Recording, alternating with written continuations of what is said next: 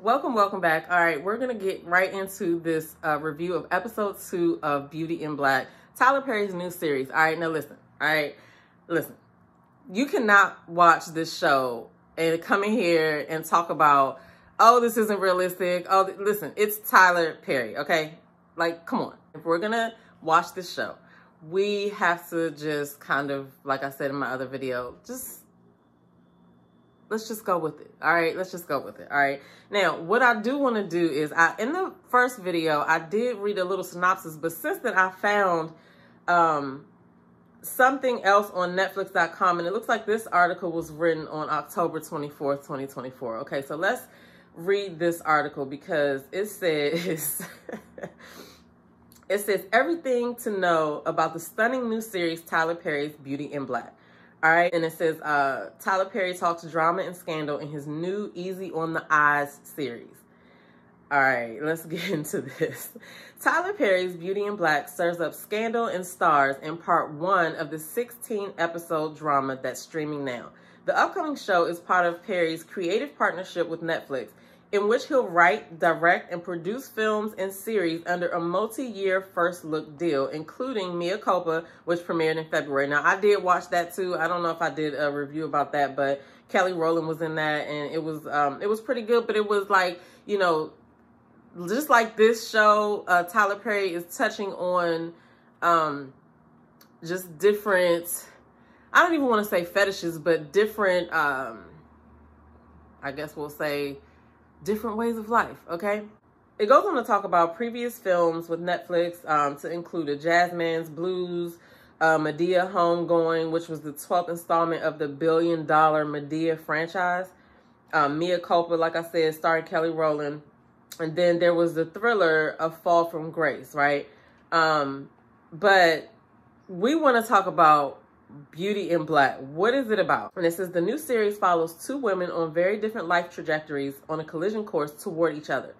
Taylor Polidor Williams, who was in Divorce in Black, and she was also in Snowfall. She plays Kimmy, who struggles to make ends meet after her mother kicks her out, while Mallory, played by Crystal Stewart, who was in For Better or For Worse and Acrimony, finds success running her own business. Eventually, they find themselves entangled in each other's lives, okay? It's set in Atlanta. The story brings together a wealthy Black family atop a hair care dynasty, an exotic dancer caught up in the seedy underbelly of a famed Magic City strip club. The hair care business here is huge, and Magic City is huge. And I was like, what happened if those worlds collided? The stripper world and this hair care business, says Perry, adding that the takeaway from part 1 of this series is never ever underestimate the power of the underdog. And we love a good underdog story, okay? I can already see that Kimmy's the underdog, all right? We already know that Kimmy's the underdog because she seems to be like the most likable character in the situation right now, right?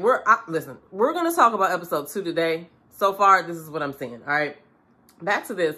Although Perry found inspiration from dual strip clubs around Atlanta in the 90s and is familiar with families of real-life hair care dynasties, the story itself is pure fiction and designed to entertain, he says. With this series, he wanted to have some fun. All right, listen, I am here for it, but it is kind of exposing like how some people think, okay? But it does touch on things that happen in real life, okay? So anyway, if you want to read that full article, I will link it in the description below, but I just wanted to read that so that we're under the understanding of what this is going to be about, okay? And just, I emphasize, this is a Tyler Perry flick, okay? So we cannot be too serious on this, all right? Now, if you remember in the first episode, Mallory done ran over this body, right? And it's pouring raining outside or whatever. Rain was left in the hotel. Kimmy found her face down. We don't know what's going on with her or whatever. But this second episode opens up with Roy, Mallory's husband, driving down the street, and he hits the same body that Mallory hit first. All right, but he gets out and looks and picks the body up and puts it into the back of his truck. Which, that's not a normal thing to do, but I digress, all right? But he gets in the house. Mallory's sitting there with her drink. She ready because she just got this phone call, right? She just heard him in the background with this lady or whatever. The call came from his phone, and she heard this lady, right? Supposedly being with her husband. This is her vision, right?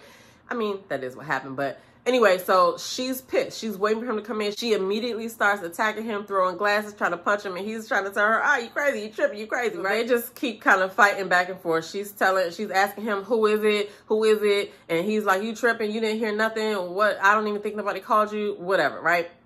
Anyway, then they switch to go to Rain. Now, Rain is not dead. She does wake up asking for pills and stuff like that, and she gets kind of sick, and Kimmy is really worried about her. It's like, she's like, girl, like, she's looking at the state of her backside, and then she's looking at how she is, you know, messed up, and she's like, oh, well, I just won't move. And she's like, girl, you need to go to the hospital. Then they go back to Mallory and Roy fighting, right? But she's like, did you take the private road tonight? And he was like, why? And so then they get into another argument, and then he's like, oh, well, did you put her out there? And so, still confused because we don't know who this person is.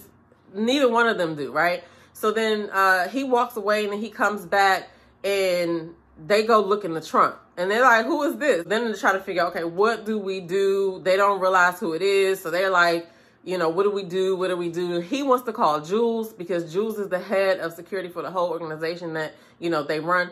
And she does not trust Jules. So she's like, we're not calling him. We're going to figure this out. We're going to drive it over to our old neighborhood and somebody going to steal it. And he's like, use your brain for a second. This is a private road. So only our families live on this road. So this is the conundrum, right? This is not a regular street. This is a private road that all of the family lives on. So whoever the person that was hit is obviously somebody in the family because nobody else uses that road, right? But it's not dawning on them yet. It's just dawning on them that, it's just dawning on him that, listen, you can't just go have somebody steal the car with the body in it thinking that they're not going to trace it back to our road. So anyway, at any rate, they're driving around. They're trying to figure out what the plan is. They got this body in the back, okay? And they in the car arguing. Then we see Rain's phone rings, okay? And Kimmy answers it. But it's the girl Body from the club. She's like, hey girl, how you doing? Or whatever. And she's like, this is Kimmy. And she's like, why you answer her phone? And she was like, how's she doing? And she was like, she's not doing good. And she got to go to the hospital. She was like, no, you can't go to the hospital because you and her going to go to jail. And then she was like, as a matter of fact, you told her to do it and you paid for it. So basically she's just trying to scare her to not go to the hospital because they've done a back alley butt job, right? Like, they're going to get in trouble. But anyway, her and T.S. Madison, who her character name I think is Daga, but they come back to the room to like check on her and stuff like that, but they're wiping the room. The person that T.S. Madison brought with her, I'm just going to call her Daga. The person that Daga brought with her, he's wiping off fingerprints. He's picking up the cans of foam and stuff like that. And she's like, oh, give her these pills and she'll be all right or whatever. And so then they leave. And so she ends up just standing there looking or whatever. But when they get outside, Body calls Jules and she calls him Daddy. Now, I don't know whether she calls him Daddy because he's like their pimp or is this like her real father? I don't know. With Tyler Perry films, you never know.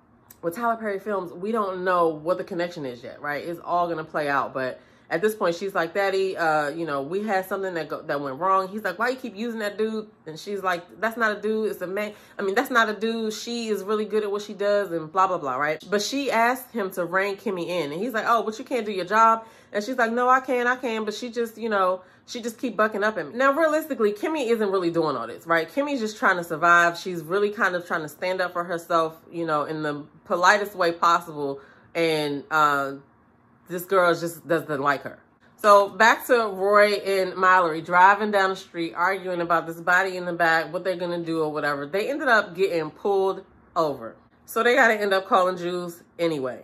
Jules is like, where y'all at? They were in Indianapolis. Now, like I said, the thing that we just read said that the set is supposed to be in Atlanta, but I'm really confused because I don't know, because Atlanta's not really close to Indianapolis or Chicago. So I don't know what's going on. I guess it'll make more sense in the further episodes because that article was written last week. And so it says that. So I don't know, right? We'll see. We'll see. But they get pulled over. The cop comes up and he's like, you know, have you been drinking, right? He's like, no. And then Mallory says, oh, that's me. And then he makes Roy get out of the car and he gives Roy a breathalyzer. And he ends up putting Roy in the back of the police car because obviously he's drunk, right? And now she can't really drive the car home because she just told the officer that she was drinking, right? So anyway, meanwhile, the body's in the back and the body just moves. She gets out of the car to close the trunk because the person in the back opened the trunk. So she closed it and was trying to talk to the officer or whatever. The tow truck's coming to get this car. And so she's like, well, you can't do this. Meanwhile, Jules is trying to, run interference. He's trying to get there or whatever, but he's not going to be able to do anything about Roy going to jail. He's going to have to go to jail and then they'll get him out, right? So anyway, the people tow the truck. Jules comes to get Mallory. They're arguing in the car. She's telling him she don't trust him or whatever. He says that Roy's out. She says she has to get something out of the car. They have to get the car back. So then we go back to Kimmy and Rain. Kimmy called a taxi to take Rain to the hospital. She carries her, well, she gets her to walk out and, she's leaning all on her. Obviously, she's leaking. She's oozing whatever, blood and all kinds of other stuff. The cab driver is like, I'm going to have to pay for this. What is going on? Anyway, they get her to the hospital. Now, the crazy thing to me is, I know it's a TV show, but they rolled Rain in through the hospital uncovered. Like, to the point where everybody in there was kind of looking to see what was going on. Like, I've never been in a hospital where they rolled somebody through the hospital uncovered, like off of the ambulance. Like, I've seen people come, but they're always usually covered and stuff like that. So that was kind of crazy. And then Kimmy was like, what are all y'all looking at? She got mad or whatever. She sits down. But just understand that everybody in this series is connected some kind of way. Okay? So then Jules gets some people to go in and steal the car from the tow lot. And they killed the guy that was sitting there watching the tow guy. I'm like, that was senseless violence. Why did they have to they shot him up bad. I was like, what is the point of that? But I guess, when you're making a movie, America's built on violence. People like to see gunshots and stuff like that for no apparent reason, apparently. But that didn't even need to happen.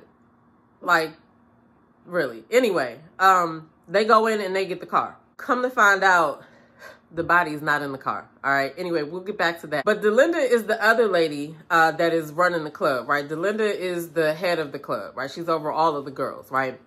So she also calls Jules complaining about Kimmy, right? Now, meanwhile, Kimmy then took Rain to the hospital, which she wasn't supposed to do. But anyway, she leaves out and Jules catches her. So yeah, Jules catches her coming out of the hospital and he's like, don't ever come here again. Like, you need to stay out of there. Your face is all on the camera and stuff like that, right? So he tells her to go back to the room, clean her room up, get back to the club. When Delinda called Jules, she told him that she was at the hospital. So that's how he knew to come there. So I don't know if I mentioned the older man that came to the club that was in the VIP section and he was watching Angel dance and he was like, he got mad at Kimmy because she was like, oh, you like that or whatever. And so he got mad and then he left, right? But he comes back. He comes back and he asked specifically for Kimmy. So when Kimmy gets in there, he said, oh, you said you could get him for me? And she was like, yeah. He was like, how much? And she said, I can get him to do anything you want for $1,500. And he was like, well, I'm going to fix income. I only have $800.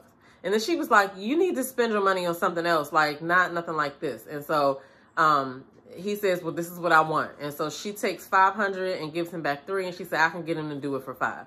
And so he's like, oh, they had this discussion and she says, oh, you never met an honest hoe, whatever. So they have a little connection right there, right? And I'm like, who is this man? At any rate, she agrees to set up the meeting with Angel. First of all, they didn't have anywhere to meet up. He was like, let's go to Angel's house. And she was like, no. And he asked to come to her house. And I'm like, she don't even have a house. She's staying in a hotel room, all right, that they pay for weekly. But they end up using her room. So Angel meets the guy, but it really goes quickly. And we don't really know what happened because Angel runs out and says, oh, he gave me the money. He just said, go. So she goes in and finds him to be coughing or whatever, right? He's having a coughing fit. And so then he's like, can you just take me home? And so she was like, okay. So she drives him home and they go to her in the car and she's like, this is really far out. He was like, well, I'll get you a car back or whatever. So then they pull up to this big old mansion or whatever. And she is like, what in the world? This is your place? And so she drives up. And she goes inside, right? She helps him inside. He asks her to get his medicine.